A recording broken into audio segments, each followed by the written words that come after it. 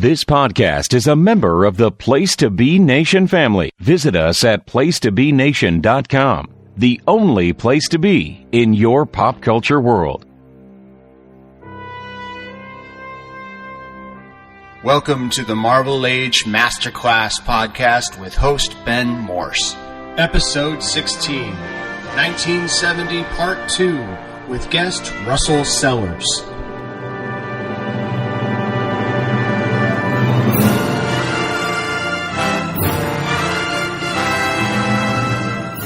Hello, everybody, and welcome back to another installment of the Marvel Age Masterclass podcast. Give you a little behind the scenes here. First of all, I'm Ben Morse, former editorial director of digital media at Marvel Entertainment, current visiting lecturer at the University of Nevada, Las Vegas. And as we speak, I am in, full disclosure, the Green Valley Ranch parking lot here in beautiful Las Vegas, Nevada, actually in Henderson, Nevada. Real quick, I couldn't podcast in my backyard today because it's too hot. It's scorching hot here in Vegas. My daughter is trying to sleep inside the house, so I'm in the car, but I had to roam a little while to try to find some Wi-Fi. Who's been patient with me through this whole process? Why, it's none other than Russell Sellers. I am nothing if not patient and passive-aggressive in my responses. Oh, good. I can't wait for that. That's going to be really exciting as we delve into the world of 1970 Marvel Part 2. In case this is your first episode listening to Marvel Age Masterclass, well, first of all, go listen to Marvel Age Podcast right here on Place to Be Nation. That's where Russell and his compatriots in the Sarcastic Four go year by year, taking a look at the best, the brightest, the worst, the weirdest, everything to come out of the House of Ideas, Marvel Comics, starting in 1961, and at this point, all the way up into 1970, Russell. Yes, we have finally gotten into another decade, and what a journey has been so far. The 60s had a lot of cool, weird, and just fun stuff for us to discover. It was the first time reading a lot of it for us. And here in 1970, we've already discovered that it's actually starting off on a pretty good note, though there are still some hangers-on from the 60s that should have probably been left in the last decade, but we'll get to that later. We certainly will get to that, but I mean, it's interesting because 1970 is the year we start. I mean, we've already started in the late 60s seeing kind of the godfathers of the Marvel Universe, Stan Lee, Jack Kirby, Steve Ditko, step away from their properties that they helped to create and imagine. But now we're really seeing a dramatic shift. Like, for instance, on this episode, we're going to talk about Kirby's last issues of Fantastic Four as Kirby's basically phasing out and Stan Lee's not far behind him. So we're starting to get some of these new voices we've been promised. Roy Thomas, obviously the most prevalent of the new voices. A lot of new artists, a lot of good art we can discuss this episode. But you know, it's interesting to see it shift from basically on a few guys' backs to now being very much a corporate-driven company where you're just plugging in guys to keep the ongoing stories. What's interesting to me is that, you know, when you first started out, you really had to have Lee and Kirby at the wheel because they're the only ones who understood these characters. Now, what we're getting into a generation of guys and girls who have not grown up, but certainly experienced years of Lee and Kirby, so they can kind of put their own take on it. Absolutely. You're seeing certain writers coming into their own as well, like Roy Thomas finally seeming to find his own voice on a couple of titles, and the Buscemas coming in to really start taking on a lot of the workload, as well as for my money, Gil Kane finally seeming to really start to come into his own and start to really stand out as an artist as Kirby is transitioning away. So right. There's a lot of talent in the bullpen, and they're really now starting to step forward and take their shots. Yeah, it's an interesting domino effect in the sense that Kirby leaves Fantastic Four, so we get John Romita on Fantastic Four for at least the short-term time being, and that leaves an opening on Amazing Spider-Man where, as you said, Gil Kane steps in and, for my money, delivers the best Gil Kane art we've seen. And I can say that, yes, having also recently re-experienced some of his old Green Lantern stuff, which is good, but Spider-Man's a character that really works for him. And why don't we start by talking about Amazing Spider-Man? Because I would argue, Russell, it's the strongest material that we read for this episode. So I think it makes to start with Amazing Spider-Man. And let's start with the transition from Romita to Gil Kane. It's not as jarring as I expected it would be, just because I'm thinking of Gil Kane on Green Lantern. I'm thinking of Gil Kane on Captain Mar-Vell, just being kind of very extreme artists. And I wasn't sure how that would translate to... I knew it would work fine on Spider-Man, but I was a little concerned on how it would translate to the Peter Parker and the Gwen Stacy of it all. But he really steps in, and it feels like he's right at home working on this book. It's more suited to his style, but he does, I think, get a big assist from John Romita, who is still inking the book. Yeah. But Gil Kane seems more focused and seems like more intent on keeping that almost Marvel, I hate to call it a house style that's kind of established on Spider-Man, but that's really the wheelhouse he seems to be in. Like there's a pocket that John Romita kind of took from Steve Ditko whenever he came onto the book, and Gil Kane keeps that going, but also puts a little bit of his own flair on things, and to me makes him stand out as this like truly great and like kind of prolific Spider-Man artist that maybe should be in the greater conversation of all-time best Spider-Man artists. What stands out to me about Kane's work on Spider-Man, Russell, is that he kind of takes the best of both worlds that have come before him. And what I mean by that is Steve Ditko had kind of a weird otherworldly style to him. And I think it worked really well on Spider-Man, the character, just because, you know, he's by nature, he's kind of a creepy figure. He's contorting into all these bizarre positions. Mm-hmm. He's not your traditional barrel-chested Superman type superhero. But where Ditko was sometimes an odd fit was on the personal stuff. It worked in the beginning because Peter was in high school, and, you know, what's more awkward than high school? So the fact that he looked like this gangly, nerdy freak was fine. But then as we moved into Peter Parker, the college years, you got John Romita drawing almost like a heightened Archie comic when it came to the supporting cast. But it was beautiful. I mean, his women were gorgeous. His guys looked like real teenagers. And I would say that his Spider-Man was fine, but I would almost say the only weakness I see in John Romita Sr.'s game is his Spider-Man did look like every other superhero. It did look a little more generic. It wasn't as unique as Ditko's. With Kane, I almost feel like, and you're right, it's a big assist to Romita on the inks, but I feel like we're getting back to that strangeness of Ditko on the Spider-Man side, but retaining kind of the welcoming supporting cast vibe of Romita on the other side. I'd say that's fair. Like Gil Kane's facial features, like the just the way he can draw the emotions happening on characters' faces, is probably the strongest thing he brings to the table here. It feels like he's almost a perfect marriage between John Romita Sr. and Jack Kirby. He finds a way to take these two styles, mesh them in a way that makes it even friendlier to the reader than either of those two styles individually. You know what's interesting, dude, is that you had, I mean, it's public knowledge that basically at some point a lot of artists were instructed to, you referred to the house style earlier, but the house style of Marvel in the 60s was essentially Kirby. People were told to draw more like Kirby. Mm-hmm. The only, I would say the big exception to that is I do feel like John Romita had his own style. He was, you know, lent something to Kirby, and he does a fantastic Kirby imitation on Fantastic Four this year, but he did have a little more style to him. What's interesting to me is you never saw Ditko replicated. You never really saw any sort of direction of, in those early days of, all right, let's make sure you draw more like Ditko. Like even looking at the more outsized guys like Steranko or like Neil Adams, they had their own style. And if anything, they borrowed somewhat from Kirby, but it was basically either you were a Kirby clone or you were your own thing. But despite the fact Ditko was such a founding father of the Marvel Universe, it says something, I think, to how unique he was that he wasn't more influential. Yeah, I'm looking at this art again, just kind of pulling the issues up and just getting, you know, reacclimated to Gil Kane. And pretty much everything about this is, kind of like peak classic 70s Marvel to me.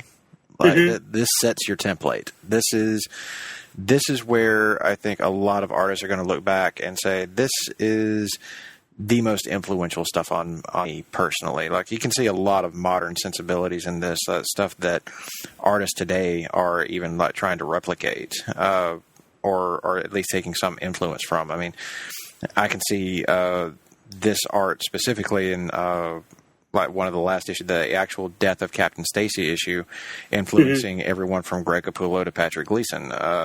They both, like those two artists specifically, is what it kind of sets my mind to.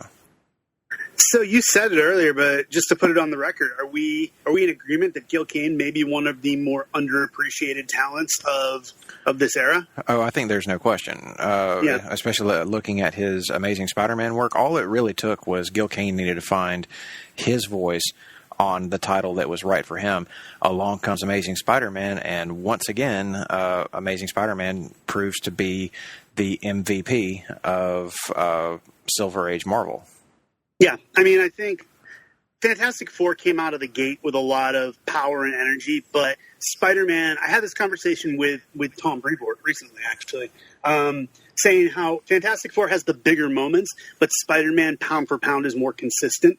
Like, when Fantastic Four is great, when it hits like a Galactus Saga or a Doctor Doom, that's all-time stuff. But Spider-Man, month in and month out, what we've seen from reading it through the last 9 to 10 years is it's never bad. It's always at least baseline good. Even if it's a lame villain, even if it's a stupid plot, you still get some good Peter Parker stuff. A lot of the villains are really fun. It's just, and I think that lends to Gil Kane finding a home on a consistently good, well-written, because I do think Spider-Man was probably Stan's best written book.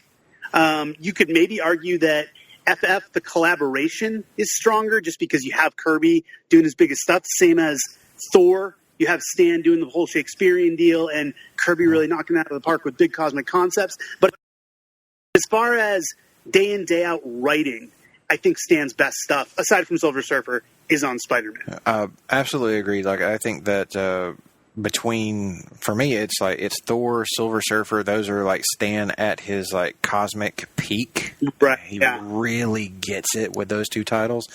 And those are two titles that fully embrace what they are and never really stray from that too much. And both titles also allowed their respective artists to just unleash. And that's what I truly love about both of those books. They're also just written in a way that, you can fully accept very quickly. Like, it feels like it could be dropped into the modern day and it still works. And Amazing Spider-Man is kind of the converse of that, I guess, is maybe the term I'm looking for, because he's a street level character. He's very grounded, very earth-based, and yet, one of the things I love about the dialoguing of Amazing Spider-Man from the 60s all the way through the 70s is that even with some of the outdated slang that's used, it still comes across as very genuine and something that I feel has a timeless authenticity to it that will grab you no matter what generation you're coming from. So that's why this works, and it's the emotional beats that Stan really zeroes in on, especially on these issues that we read, Amazing Spider-Man 88 through 91 in this second part of 1970. Not, as you pointed out before, not all of the Spider-Man stuff has really worked on Amazing Spider-Man. There have been times whenever it's eye roll inducing at how silly or just like not well conceived it is, but you never lose the Peter Parker of it all.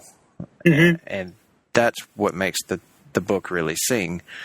And it's these issues 88 through 91 that give you not only like one of the most amazingly illustrated Doc Ock and Spider-Man fights that has ever been, but the emotional impact the death of Captain Stacy, a character who I would argue has not really had all that much development in these pages, but he's just kind of been a consistent, almost like older father figure, or somebody who's like observing Peter and dropping little advice here and there whenever he would need it. But the emotional attachment to that character has been established. So whenever he dies in issue, I believe it is issue 91, it's issue 90 that he actually dies in. That is a hard-hitting moment and one of the absolute pinnacles of this book for me. I'd agree, man. And I think it's not about, with Captain Stacy, I think less is more almost. I think if we had been beaten over the head with the fact, like, this is Peter Parker's new father figure, and, you know, he's in every issue, he's getting a lot of screen time, he's bonding with Peter a lot, it almost would have felt like too much, too heavy-handed. But because he was what you described, it was a solid background player, but what he meant to the dynamic, the fact that he was something of a father figure to Peter, but more importantly, how much he meant to Gwen. Like, to me, the death of Captain Stacy is less about Peter and Captain Stacy's relationship, if that makes sense. It's more about the fact that they've done such a good job, and this is something I've really seen in this reread. It's really come to appreciate Gwen Stacy a lot more. It's just such a great character and such a fully realized love interest, and so different from a Lois Lane or your classic DC love interest. She's likable. And she's different even from prior Spider-Man love interests. Sure, from the Betty Brant and that of the world, yeah. Yeah, Gwen has something, as we pointed out on the show, they're finally giving one of Peter's love interests actual agency. This is something that Betty Brant did not get. Pretty much, well, Liz Allen? Yeah, Liz Allen. None of them had anything like this. None of them had any character development outside of their relationship with Peter. Here, you're getting Gwen having her own story. Like, she's got her own things happening that are outside of the purview of Peter Parker. And her relationship with her dad was a really important thing for her story, for developing her out as a character. And by adding that to her story, I think that it really allowed them to expand her character in a way that had not really been done up to this point in Marvel. So it's a pretty revolutionary time for superhero love interests, where we're getting a character who feels more fully formed, who actually feels like somebody that you care about and you want to see good things happen to. And the thing is, at this point, Gwen and her family, her relationship with her dad, have almost been kind of like, that's a safe place that Peter can retreat to. No matter what's going on in his life as Spider-Man, or even the tragedies he's faced in his own personal life, Gwen is safety for him, and she's stability. She is a warm, comforting figure who, at the end of the day, no matter how much Jonah Jameson's railing against him, no matter how hard it is fighting the Green Goblin, he can come home to Gwen Stacy and feel good. And now all of a sudden that's been threatened. And it's been threatened not just by anything, but by his life as Spider-Man. And I think that's what makes it so jarring, is the fact that his life as Spider-Man has now taken away from him that one area of peace he had in Gwen and in Gwen's relationship with her father. Now Gwen has almost been corrupted by the life of Spider-Man. She now has a personal connection to Spider-Man, and something, again, great power comes great responsibility. That responsibility he's bearing affects his relationship with Gwen, which to this point we hadn't really seen. Absolutely, and that's what really hooked me into these issues. I mean, I love the fight scene and everything. I think that it's ringing, and also one of those examples of I can completely skip every line of dialogue within the scenes and still get exactly what's going on. It's not until we get to all the Peter Parker stuff, all the Gwen and Captain Stacy moments, where I start like re-engaging with what's being written on the page and finding myself just completely drawn into it because this is so incredibly well done. I agree. And it's something that I think I can stamp a big enough recommendation on, but it's built, as we have been kind of alluding to, it's built on the strength of everything that's come before it. So all of that stuff that maybe wasn't quite as like fully engaging or as entertaining as what this turns out to be, I think that this is elevated because of all the building blocks that have come before. 100%. I think Amazing Spider-Man is a book you need to read from the start. And look, we're 8-9 years in at this point, and it hasn't let us down yet.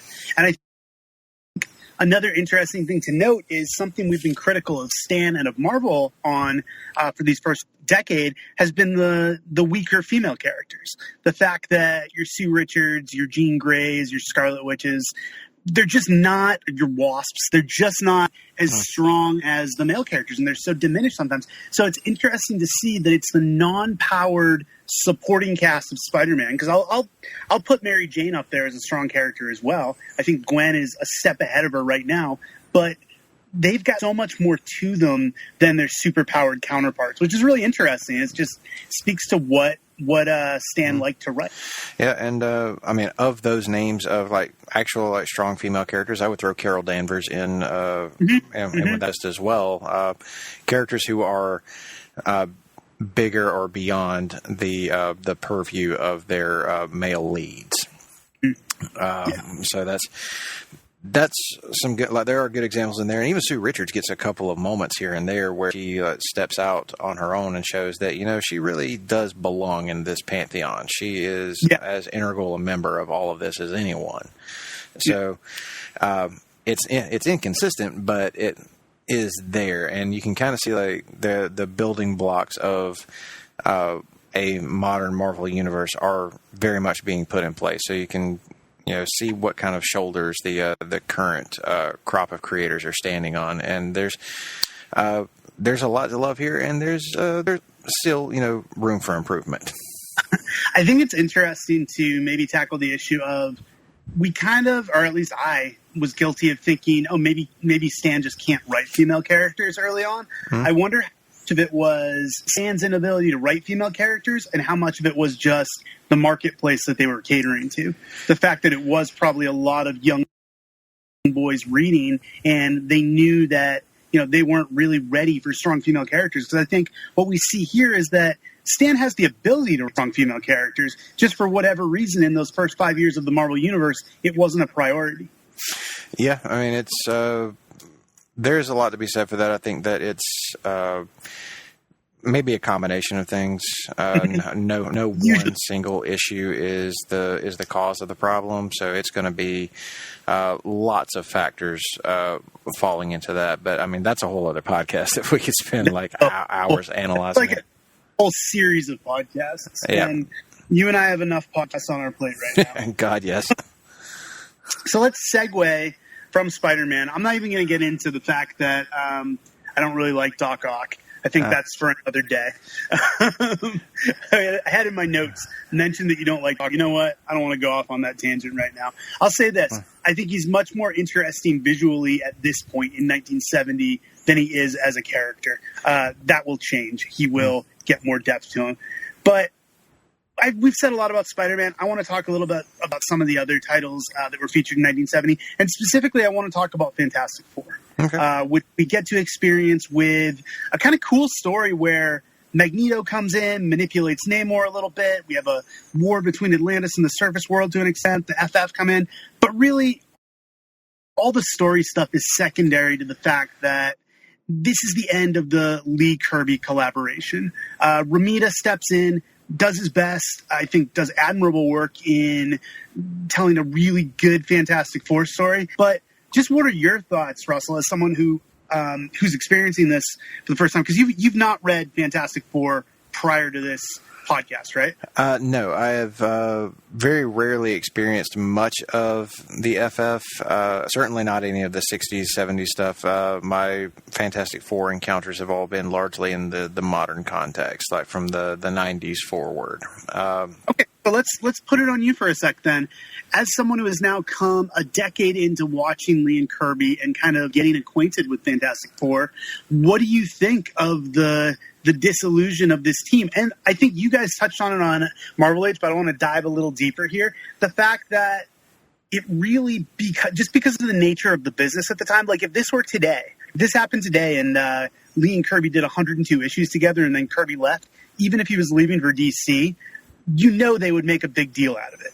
You know, they would say this is Kirby's last issue to be a thing. But because it was a different time and business was done, he really just quietly shuffles off. And he's there one issue and he's gone the next. How did that make you feel just witnessing the transition? Honestly, it is a little odd. I mean, John Romita picks up as fine because he is a fine artist. But you know, it just, I don't know. To me, it kind of felt like Kirby and Lee were reaching an endpoint. Like just knowing what we know about history between these two, it felt like maybe he wasn't quite as there as he once was. At least to me, like it kind of felt like maybe Lee and Kirby weren't quite on the same page as much anymore. So these issues, while certainly solid, like certainly good storytelling going on, also felt like they were a bit drawn out, like they were trying to find a way to keep it going, but maybe in the end they just had to realize, there's nothing left here. I don't know if it's too on the nose, but like given what we know now, and I think it would have been fascinating again if this took place in modern times, because you know, internet was social, we would know so much more about what happened between these two. At this point, it's really, you know, all that speculation. You have in the news they both did years later. They contradict themselves all the time. It's the stuff of legend when it comes to comic books. But really, the way you just described it, I mean, for better or worse, it feels like you're witnessing your parents' divorce. It's like they're trying to keep it together for the kids, which in this case is Fantastic Four. And, you know, they're trying to do things that a few years ago were great, but it's clear they don't have the passion for one another that they once did. And that's how I felt about not just this last Lee Kirby issue of Fantastic Four, but really the last couple of years of the Lee Kirby Fantastic Four. It feels like Kirby does not necessarily want to be there so much anymore. He wants to be doing other stuff. It's evident with how much energy he puts into Thor. And I think Stan's just kind of going through the motions of trying to keep Kirby happy by giving him the same stuff he's been giving him for 8 years, but it's just not working. That's a lot of it. I feel like, you know, like you were saying, that Kirby is ready to move on. He has got other things that he wants to do, other ideas, and being, you know, for lack of a better term, stuck on Fantastic Four makes it feel like he's just in that same pocket over and over and over again. And, you know, there are only so many ways you can do the same thing. So yeah, I got that feeling. I just got that sense from reading these issues that Kirby was for sure ready to go do something else, be that some other title with Marvel, or maybe as we now know, like going over to DC to try and do something like inventive, or almost like, I guess he was going to try and reinvent the wheel with some of his other ideas. Mm-hmm. Yeah, absolutely. And, you know, it's interesting. We think about, again, I'm putting the modern context on it, but artists don't stay on comics these days for hundreds of issues. There's the rare exception. There's your Mark Bagley on Ultimate Spider-Man. There's your Eric Larson on Savage Dragon. But for the most part, these guys and girls are just like, you know, I've drawn 25 Doctor Doom stories. I don't want to draw 26. I want to do something else. You see them switched up.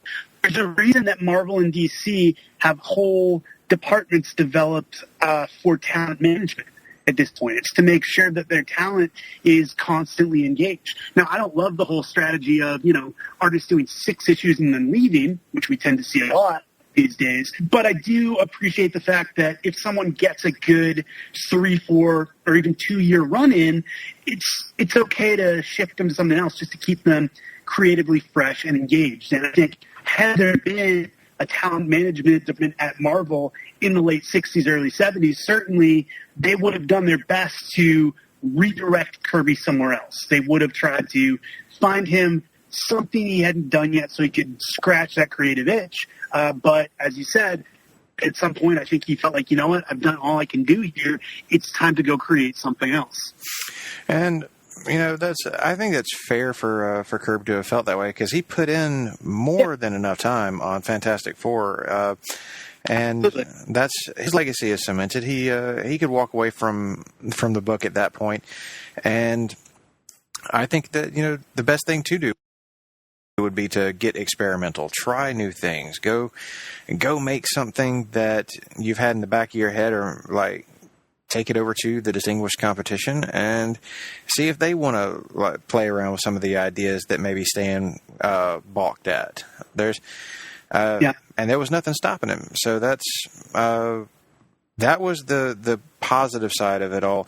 I guess the negative is just how unceremonious his exit really is, because it just ends, and he's like you were saying, he's on one issue, and then you go to the very next one, and Kirby's not here. Maybe he's just taking maybe an issue break or something. I mean, he's been at it consistently for this long, but then he's gone. He's not coming back. One of the greatest what-ifs in comics history, what if Marvel had tried to keep Kirby? Because they don't know if it transpired, but it seems like the relationship was so tense by the time he walked that there was no path other than him going to DC and doing For New Gods, everything there. But I wonder if there's a universe where Marvel says to Kirby, okay, we know you're a little on Fantastic Four, we know you're tired of working with Stan, but you're valuable enough that we're going to give you want to see here. That would essentially, a few years down the line, the most second card concept that are still amazing. But what if Darkseid was a Marvel character? Like, it's not an impossible thing to think about, because if they had just said, all right, Chuck, we're going to let you do your own books, we just want you to stay here at Marvel and be happy, they been very different. Things could have gone very differently. I mean, there's a lot of fun to play around with the what if scenarios. I mean, that's certainly Marvel's thing. They've done some really great what if stuff over the years, and that's one I would be very curious to see how that might have worked out. Or, what, in my mind, if Jack Kirby had stayed at Marvel, he probably wouldn't have been best served staying on Fantastic Four. I think let him leave Fantastic Four. Let him not work with Stan so much anymore. Let him go work with like Roy Thomas or somebody else that could give him that creative outlet that he was really looking for. And I think there were a lot of opportunities for him that maybe could have been explored a little bit deeper. I wouldn't have suggested like putting him back over on like X-Men or something, because he had already taken his swing at that, and to me it was just okay. But when it comes to like Thor, he was really great. And I don't know, to me, I would like to have seen a little bit more there, but he had to do what was right for him, and this was his exit, and it, for better or worse, it's still quite the legacy he leaves behind. He just didn't go out with the big bang that maybe we would love to have seen. Right, and it's going to be interesting to, like I keep alluding to, he'll be back. We'll see more of them on Marvel Age and on this show. But let's wrap up Fantastic Four real quick. For me, there's not a lot of character stuff to touch on. But you actually alluded to it. There are some nice Richard moments, some nice Crystal moments. But every time they take one step forward, I feel like they take 3 steps back. They will do something cool with their powers and then immediately be put back into submission by her are just captives so the guys can fight for them. Crystal will do something incredible, and then Johnny will tell her to stay behind quarters. So the rich character development's not taking place there. But the other thing I'll say that stuck out to me about these few issues was, and I think I'm gonna disagree with Tim Capel on this, and I apologize, Tim, is I'm just not a fan of Silver Age Stan Lee written Magneto as just kind of the megalomaniac of the week. Give me the more complex, nuanced, layered Magneto that I feel like we were starting to get from Roy Thomas, and we would certainly get developed by other writers. I know Stan created Magneto, but I think he just views him as another stock villain, and that's never more readily apparent than in this story. So I'm ready for Magneto to pass into, there's a bunch of characters, so I'm ready to kind of pass into new hands, and I mean Magneto is one of them. I would agree with that. I think I kind of disagreed with Tim's take on this version of Magneto. I prefer him to be more like what we saw in those brief Neil Adams issues of X-Men. That was much closer to the Magneto that I enjoy, that I prefer. This version of him really felt weird to me. The whole war between Atlantis and the surface world, this is something that honestly a lot of writers are going to come back to over the years, and not just at Marvel. They're going to do it at DC too. And it feels like everybody's going to put their own spin on this particular riff, but you have to have a really interesting villain at the heart of all this, and this take on Magneto, I'm agreeing with you here, this is not it. Though his conflict with Namor does make it more interesting, and makes it, I guess, a more engaging read than it would have been if Namor had been like the same version of him that we saw back in the early days of Fantastic Four, when he was almost a mustache-twirling villain. But now he's gotten a ton of development over the course of all these issues. So now he's a lot of fun to read, and I think he would be a great foil for Magneto. Just needs more nuance in the Magneto, I think. Right. Well, it feels like if you're gonna make Magneto just another villain, then use somebody else, create somebody new, or use one of your villains with less potential. I think at this point, like you alluded to, Roy Thomas and Neil Adams gave us a glimpse of what Magneto could be. So let's see more of that. Make him more of a three-dimensional Doctor Doom type villain, less of a two-dimensional, I would almost shudder to say, like Red Skull type villain, or Mandarin, where they're bad guys and there's nothing to them beyond them being bad guys. But I agree with you also that I think Namor shines in this issue, and clearly he's one of those characters. Stan, I think, excels at writing those characters who are kind of on the line between good and evil, and very self-interested, and their self-interest kind of defines their morality, which ironically would have made a great writer on the more evolved version of Magneto, but for whatever reason he chooses not to go there. Yeah, I am totally with you on every bit of that. Yeah. And, the stuff on Fantastic Four, to me, the creative stuff at this point is more interesting than the character stuff. The character stuff's great, but it's the same stuff we've been seeing for years.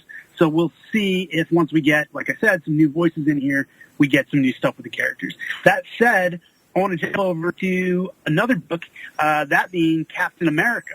And what's interesting to me, Russell, is when last I engaged with you and your group on Captain America, it was me defending a group of issues that you guys disliked, that being the saga that introduced the Falcon. And then you guys seemed to dig this particular run of Captain America issues. I was not so high on it. I did not love this take on Captain America, but I will say, listening to Marvel Age podcast, which all of you, of course, should, you guys kind of won me over on this interpretation of Captain America. I have very conflicted feelings. Basically, the stuff is the idea that I forget which one of you it was who compared it to Easy Rider, but I just saw Easy Rider for the first time in my my 70s film and society class that I took this semester. So when whoever said that nailed it, I was like, oh, that's it.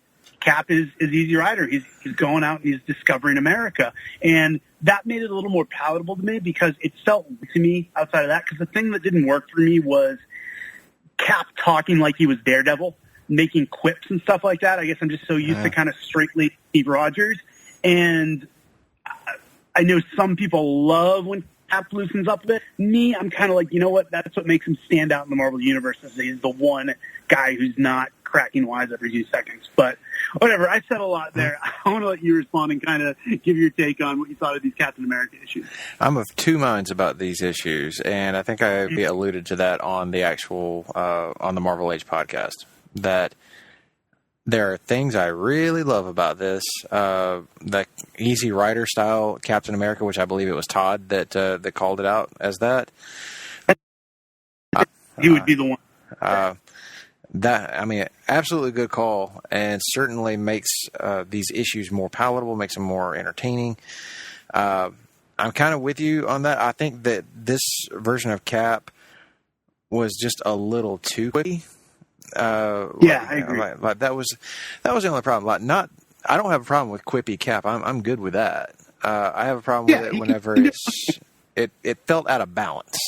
So, I just don't like when he sounds like everybody else. That's my problem. Yeah, I mean that's where I'm at. Is like it was not balanced with the more straight laced good soldier version of Captain America. I think it needed just a little more nuance. I mean, it's a key word, nuance. I mean, it needed a little bit more of that, and it would have been a lot better. So the real issues as this particular part, the Cap on Campus part anyway, has is the dialogue. I mean, it just needs a little editing, a little toning down, and it would have been fine. In fact, it probably would have been great. The whole using Bucky to manipulate Cap, that's something that I'm always pretty much here for. I loved the aspect of this up until we get the reveal. Once it's revealed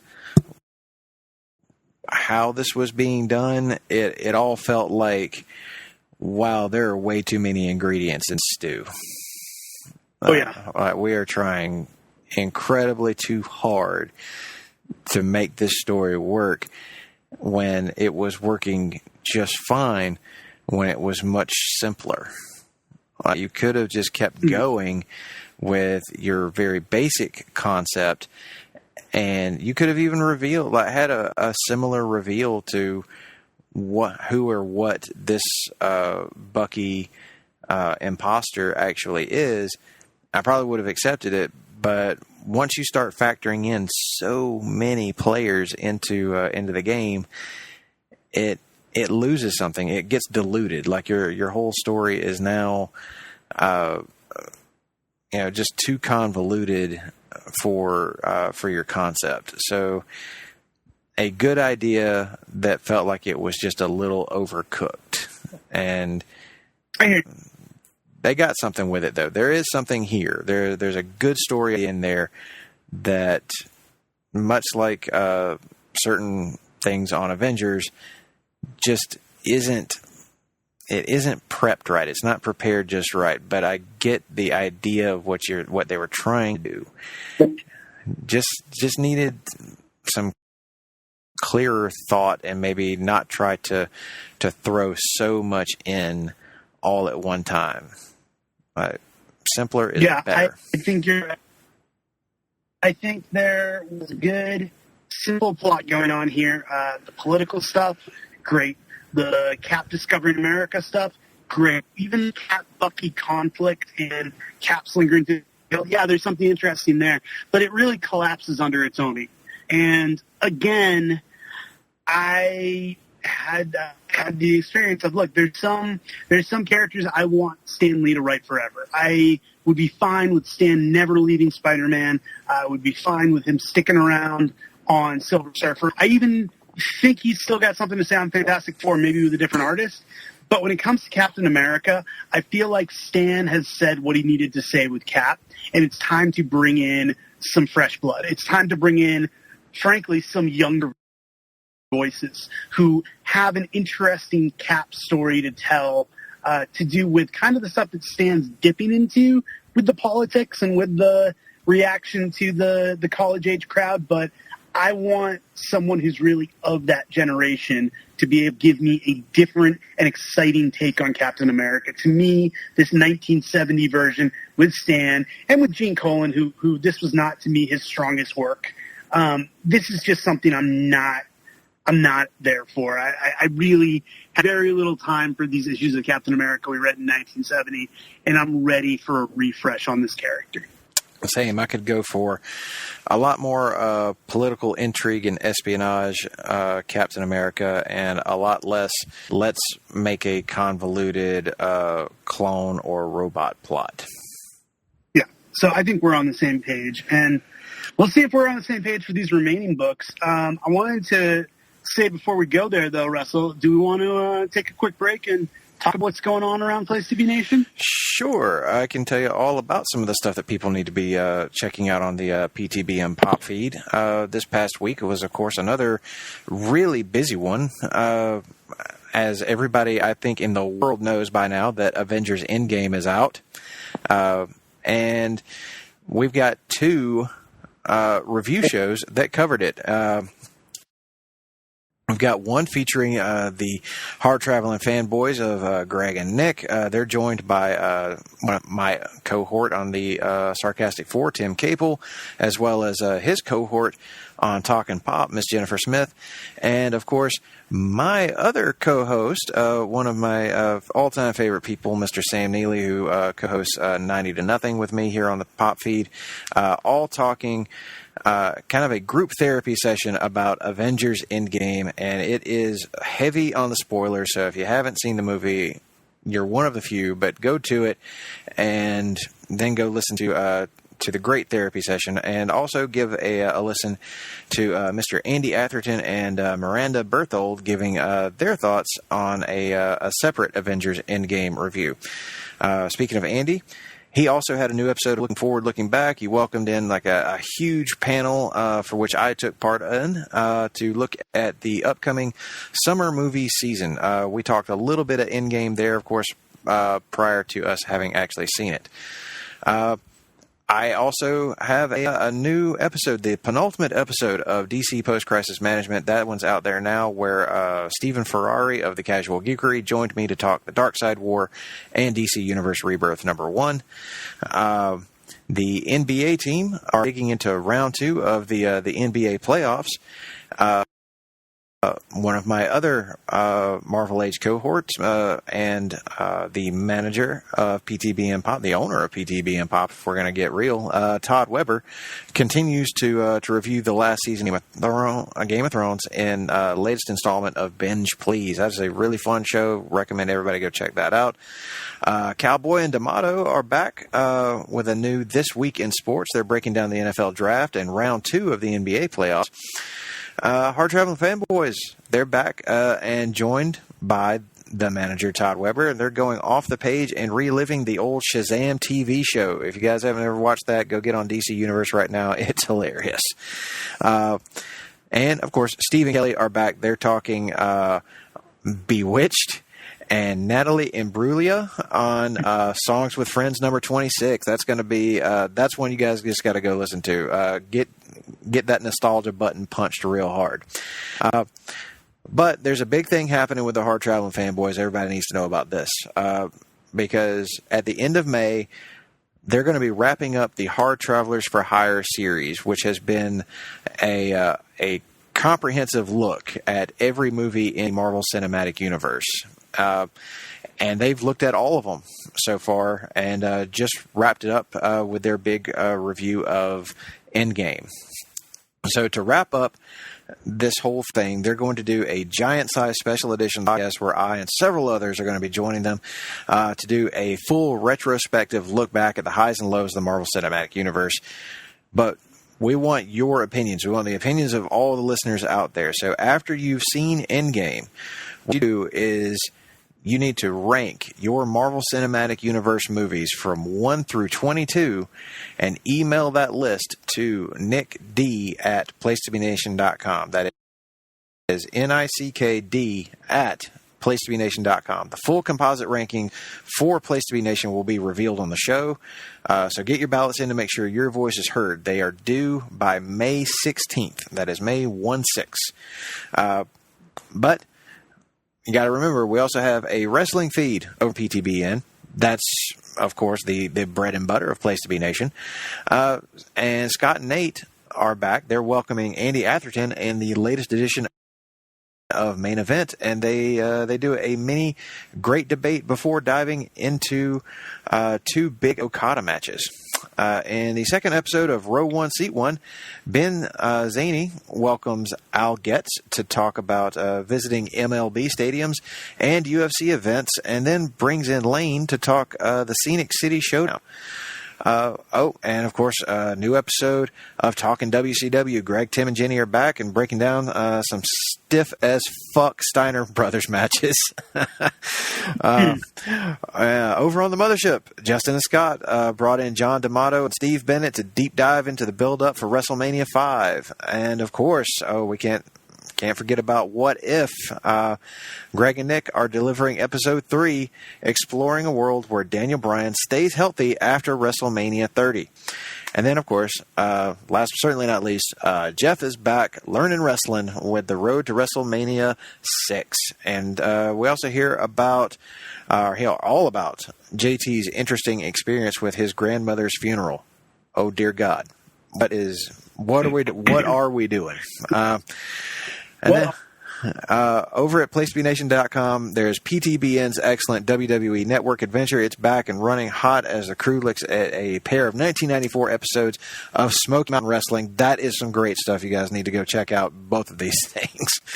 And check out our social media pages and message board at www.bigelow34.proboards.com for information on joining our GWWE and TV match ever project. Get in on the conversation today and start researching your list. So that is everything that is happening over on Place to Be Nation right now, from the pop to the wrestling feed. There's literally something for everyone. All right, Russell, that was good. That was comprehensive. That really summed up the Place to Be Nation universe there. Whether you're interested in wrestling, comics, movies, TV, music, candy, funerals, apparently. We got something for everybody, so do feel free to check that out. But right here, right now, we are going to stay focused on the year 1970 in the history of Marvel Comics. And let's focus in on that word Marvel, best known today when we talk about Captain Marvel for, the big movie star herself, much loved, much revered, Carol Danvers. In 1970, Carol Danvers was still a little-seen supporting character, and one Mar-Vell, a bland, boring Kree character, was slammed up against Rick Jones, an annoying, irritating human character, and somehow these two unlikable misfits were meant to work together. No surprise, Capel got canceled in 1970, or at least put on hiatus. No surprise here. What did you think of this move, Russell? It couldn't have happened to a nicer title. Mm-hmm. Captain Marvel was going nowhere at this point. This title's garbage. This title sucks. There's nothing good in it. The artwork sucks. The writing sucks. The characters suck. Why did this make it for this many issues? How did it make it this many issues? I can't imagine anybody in the late 60s or in the 70s picking this book up and saying, yep, this is my jam. The original emo kid, Rick Jones, up there performing like his, I guess this is meant to be in the style of Bob Dylan, but oh my dear God. Rick Jones, just get off the comic book page and go get in therapy, man, because this is not working for me. Nobody wants to read this. Now, I can't imagine anybody actually caring about this, little woe is me, whiny little bitch standing up there singing his poorly written Dylan ripoff tunes.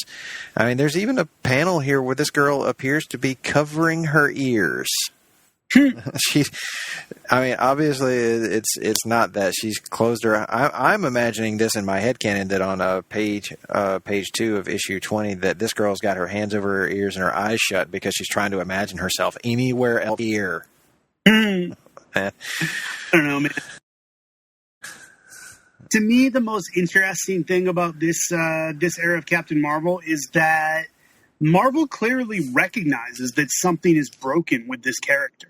They would not have revamped him so drastically. You didn't really see that much in the Marvel Pantheon. You saw, they stuck to their guns for the most part on characters. I think the two places you see them kind of do an about-face was obviously Daredevil got a visual reimagination after a few issues and would gradually become a little bit darker, a little bit less Spider-Man light. But with Captain Marvel, they jettisoned his original costume. They kicked to the curb most of his supporting cast, and they really went all in on this he's going to share a body with Rick Jones thing. So to me, what's interesting is Marvel feels they have something here, and they want to try to salvage it. I think, honestly, they just want a cosmic hero of some sort, but they definitely swing and miss when they try to reimagine it as the other half of the Rick Jones story. Yeah, it's a total misfire. This was a mistake. There's potential in the Mar-Vell concept, but it won't be fully realized until Carol Danvers is the one with the powers, and we get rid of this guy because this is never going to work. And after 20 some odd issues of it just going from bad to worse. You couldn't be blamed for just completely giving up on this book. If you were patient enough to make it over 20 issues into Captain Marvel, there's a strong possibility you and I just don't share taste. But you just have to be one seriously patient individual to say, oh, no, I want to wait and see how this plays out. Nope, I think this is a book that has been given ample time to find its voice. Its voice is best described as a caterwaul of the worst order. So hard pass on everything Captain Marvel to this point. There's a special place in heaven for those who read and enjoyed the first few issues, the first few years of Captain Marvel, because they've obviously already experienced their own personal hell. That is the definition of long suffering. Yeah. The less said, the better. Let's talk about two more books and then get here. Let's first talk about Incredible Hulk. To kind of relate to what we were just talking about, Captain Marvel, they tinkered with it and weren't able to find something. I would argue that we're finally starting to get closer to a Hulk formula that works. And I think this story that we read for 1970 was kind of typified by the fact that they recognize that there's something to this Hulk Banner dynamic. That almost seems to be the missing ingredient here. They separate them physically in these issues, so you actually have Banner versus Hulk. Once they can figure out how to distill that down a little, make it a little subtler so it's not literally Banner fighting Hulk, but you got that internal struggle going, I think that's when we're going to start to get the first really good Hulk stories. This is a decent Hulk story. It was better than the bad Hulk stories we've read, but I think it's inching closer, and it really all revolves around somebody just hitting it on the head of that. Banner is the hero of the story. Hulk is his nightmare, and they have to figure out a way to coexist. Yeah, that's where we're getting to with Hulk now. We're finally starting to get close to what people want to see out of this character. Man, you talk about a character who's been long in the development phase of figuring out his place in all this, and his storytelling formula. Again, long-suffering fans, if you've been sticking with this book through all the fits and starts. But I will say this, at least Bruce Banner and the Hulk are far more interesting than Captain Marvel and Rick Jones. I mean, that's a low bar, Russell. It's a low bar. Is that really all we're hoping for? Is that a character is more interesting than Captain Marvel and Rick Jones? Do we not have higher hopes than that? I used to, but then Silver Age Marvel beat it out of me. All right. Well, I think that covers what we need to cover as far as Hulk. Let's finish up with the single issue of Avengers that we read for this year. Features the dynamic debut of the Lady Liberators. Kind of the debut of Valkyrie. Not really. No. It's Enchantress dressed up as Valkyrie doing a cosplay thing. Roy Thomas and his wife in a creepy scene that you guys touched upon how creepy it was, but the less said, the better. And we get the Rutland, Vermont Halloween parade that would become a tradition across both Marvel and DC books. This issue did nothing for me. I'm right there with you. I was like, we read this because it was weird and funny, and because it was the backdoor version of Valkyrie first appearance, even though, as you just said, it's not. The Lady Liberators is actually a concept that I'm kind of on board for. Like I am absolutely here for that, but it's just, again, concept versus execution. It ain't good. I don't get the Rutland Halloween thing. That's for somebody else. That's for another generation, I guess. It was an inside joke that I wasn't on the inside with. And Hawkeye here is just the absolute dirt worst. The worst. He sucks so bad. And it's another one of those like unfortunate Avengers issues where we're like, so this does get good eventually, right? I'm getting so scared. Scared is probably too strong a word, but I've really just been like holding out hope this whole time. I was like, if we can just make it to the Kree Skrull War, we'll be okay. Because that's been my like benchmark of when Avengers gets good. But the more Rick Jones I read, the more Roy Thomas I read, the more this era of Avengers I read, I'm just like, man, I don't. Is this book, which I kind of remember fondly, I have like a Neil Adams signed copy of it on my bookshelf. Is it going to be torn asunder for me? I am kind of living in fear. It's amazing, Russell, if you think about it. We're in a world where Avengers is probably the most beloved pop culture franchise in the world right now. And we're sitting here reading crappy Avengers issues from the 70s.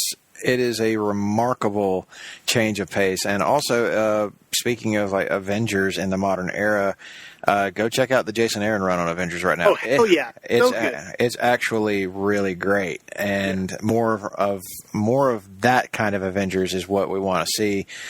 Go get that shit. But skip this. We'll report back to you as soon as Avengers doesn't suck anymore. Yeah, we'll get back to you in a few years. I would actually take this is the first time I probably take Tim to task. There was a lot of tease there on why we needed to read this issue. I get it, the Valkyrie thing, the Lady Liberators thing. We're checking in on Avengers, but yeah, man, explaining to do. Sometimes we need crappy issues to remind us why we love the really good ones. You got to get those turds in there occasionally just to remind you of what, the good stuff actually looks like. This ain't, but we'll eventually find the golden nuggets amongst all of this. There you go. All right, well said, man. And with that said, let's call it a day. Call it a day on 1970. Russell, it's been really fun talking about this transitional year with you. Yeah, man. Obviously, you mentioned during the break a lot of the stuff you got going on. Do you want to expand on any of that? No, we just got, as I said during the live read, we got a ton of stuff going on. There's always more coming down the pipe. So that's going to be your little tease to keep a lookout for a couple of new things happening as certain things come to an end, as I alluded to about one of my other shows. New things are on the horizon. So make sure you guys stick around and look out for that kind of thing. A wise man once said, every new beginning comes from some other beginning's end. It is indeed closing time, isn't it? Mm-hmm. Mm-hmm. And with that, it is closing time. Guys, girls, if you want to converse with me or Russell, you can find us on social media. I am at Ben J. Morse on Twitter. I'm at Ben Morse882 on Instagram. I talk a lot about comics. You can also join us on the Place to Be Nation Comics Facebook page. And then, Russell, you're obviously active on social media as well. Yes, people can hit me up on Twitter and Instagram at Russell_Sellers. It's the same in both places, so you can follow me there and get ready for even more comics talk, where I, on Instagram, spend most of my time reposting pictures that my girlfriend took of us, because she's way better at that than I am, and also showing off pictures of the weekly haul of comics that I tend to spend way too much money on. There you go. All right, man. Thanks for joining me. And everyone who listened, thanks for listening. We'll catch you next time. Be sure to be on the lookout for Marvel Age 1971 Part 1. And then we'll be back here with you, Marvel Age Masterclass, diving into 1971. Till next time, class dismissed.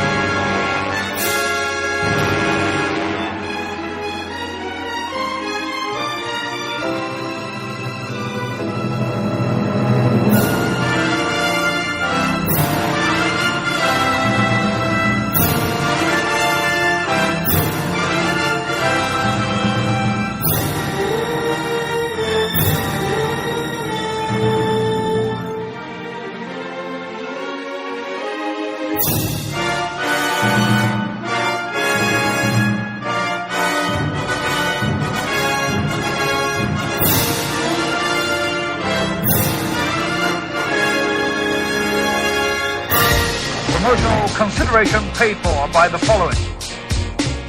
Place to Be Nations, JT Rosero and Chad Campbell here. We want to let you know that we have over 24 podcasts available on iTunes, Stitcher, Google Play, and PlaceToBeNation.com. We now offer them to you on two great feeds. On the Place to Be Nation Wrestling feed, we dive into topics running the gamut from today's WWE to the glory days of yesteryear and the ins and outs of the territory days. In addition to our full-length shows, we also deliver to you special pod blasts on topics old and new. The Place to Be Nation Pop feed is a veritable treasure trove of great content, offering tremendous shows covering the land of movies, television, life, comics, and sports, brought to you by the most knowledgeable and insightful folks in the podcast world. You can find all these great shows, plus archives of our past podcasts from over the past 8 years as well, by subscribing to both feeds on iTunes. And while you're there, be sure to rate and leave feedback as well. All of these shows, plus others, available on PlaceToBeNation.com, where we cover pro wrestling, sports, movies, comics, plus in-depth search projects, and much more. Be sure to support our site by using www.PlaceToBeNation.com/Amazon when doing your online shopping. We want to thank our friends at Boneheads Wing Bar, ProWrestlingOnly.com, and TheHistoryOfWrestling.com as well. Be sure to follow us on Facebook, Twitter, Instagram, and Tumblr. PlaceToBeNation.com, the only place to be in your pop